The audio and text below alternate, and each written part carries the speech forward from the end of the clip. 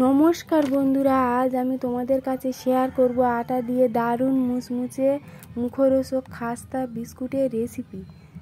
এই বিস্কুটটা সংরক্ষণ করে রাখতে পারবে 2 থেকে 3 মাস পর্যন্ত। খেতেও কিন্তু অসাধারণ মজাদার হয়। বন্ধুরা, তোমাদের কাছে একটা অনুরোধ, তোমরা ভিডিওটা সম্পূর্ণ দেখো ও ভালো লাগলে সাবস্ক্রাইব করে দাও। তাহলে চলো দেরি না করে এই বিস্কুটের রেসিপিটা দেখে নিই। এখানে আমি 1 কাপ আটা নিয়েছি। তারপর এই আটার মধ্যে আমি 1 কাপ সুজি দিয়ে দেব। সুজি দিলে কি হয়, এর টেস্টটা খুব সুন্দর হয়। তারপর দিয়ে দেব সামান্য পরিমাণ নুন আর তেল।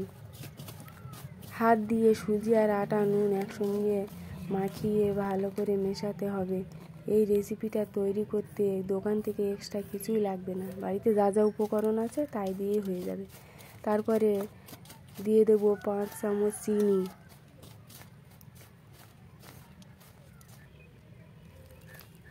তারপরে দিয়ে দেবো 1 কাপ দুধ। অল্প অল্প করে দুধটা মিশাতে হবে, যতটা লাগে ততটাই নিতে হবে।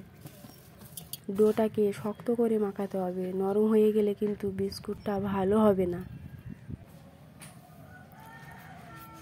এরপর গোল গোল করে বিস্কুটগুলোকে আমি শেপ দিয়ে নেব।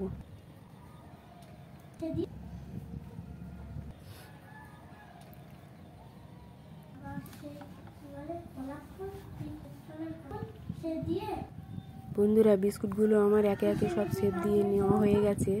এবার কড়াইতে একটু তেল দিয়ে তেলটাকে একটু গরম করে নিতে হবে। তারপর গরম হয়ে গেলে বিস্কুটগুলো একে একে সব দিয়ে দিতে হবে।